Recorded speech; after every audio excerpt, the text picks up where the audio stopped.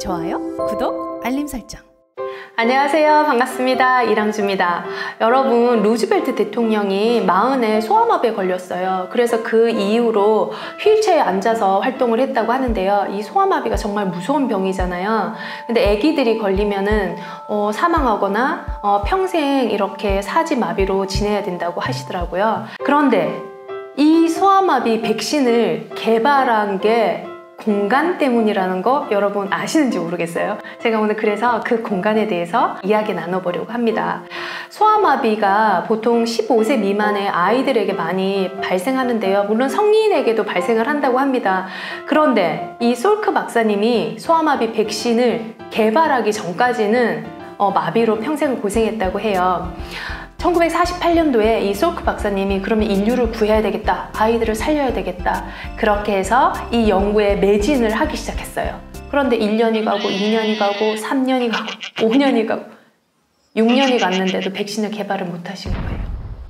어떻게 하면 백신을 구할까? 연구소에서 불철주야로 연구를 했어요.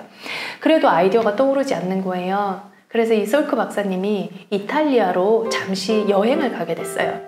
근데 이탈리아의 아시시 성에 있는 성 프란체스코 수도원이었는데 이 수도원 광장을 산책을 하고 계셨대요.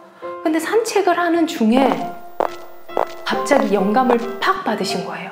이걸 이렇게 하고 이렇게 해가지고 이렇게 하면 되지, 내가 지금까지 왜 이걸 안 했지?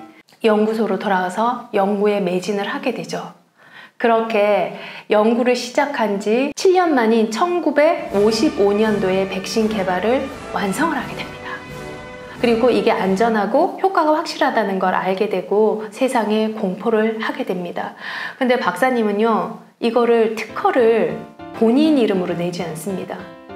모든 전 세계 사람들이 이 백신을 빠르고 싸게 공급받아서 아이들이 소아마비를 고치는 데 써달라고 8조 원 정도 되는 돈을 그냥 세상에 다 나눴다고 해요. 너무 멋진 분이시죠. 이 소아마비 백신으로 많은 사람들이 생명을 구했으면 좋겠다라는 그런 선한 마음을 가지고 계셨어요. 그랬더니 주변에서 이제 솔크 박사님을 또 돕는 분들이 생겼어요. 그렇게 해서 솔크 이 연구소를 이제 짓게 되는데요. 이 연구소를 지으면서도 이 박사님은 그 생각을 하셨대요.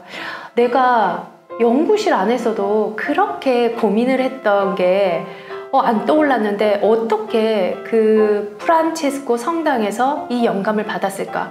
그러면 그런 수도원 같은 연구소를 지으면 많은 분들이 그 인류를 구하는 그런 연구를 해내지 않을까라는 생각을 하게 됐어요. 그렇게 해서 그때 당시에 세계적인 건축가였는데 이 루이스 칸이라는 건축가를 찾아갑니다. 그 건축가에게 그런 얘기를 하죠.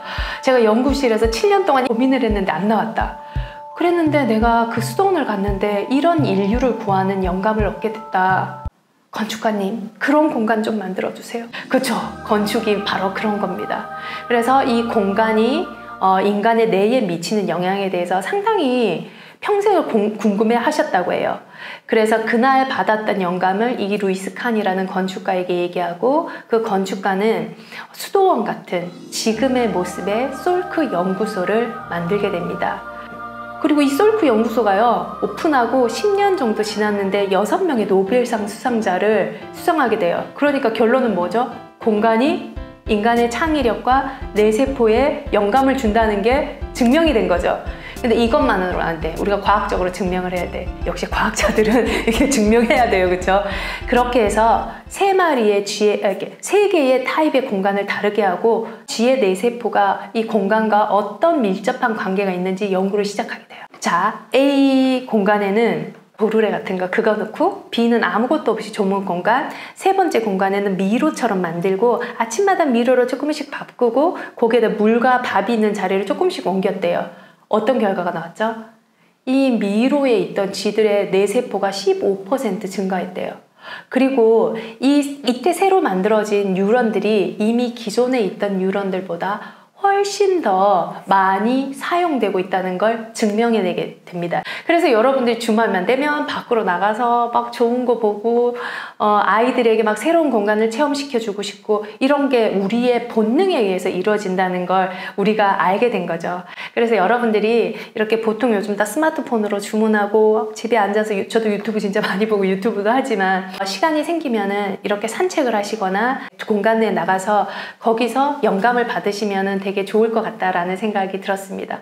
그래서 제가 이 공간 읽어주는 언니라는 채널을 운영하는 것도 여러분들에게 좀 좋은 공간, 그리고 영감이 떠오를 수 있는 공간들을 소개하고자 시작했던 것 같아요. 그래서 앞으로 여러분들에게 좋은 공간, 영감이 일어나는 공간, 아름다운 공간 많이 소개하도록 하겠습니다. 오늘도 공간 읽어주는 언니 함께 해주셔서 감사드립니다. 고맙습니다.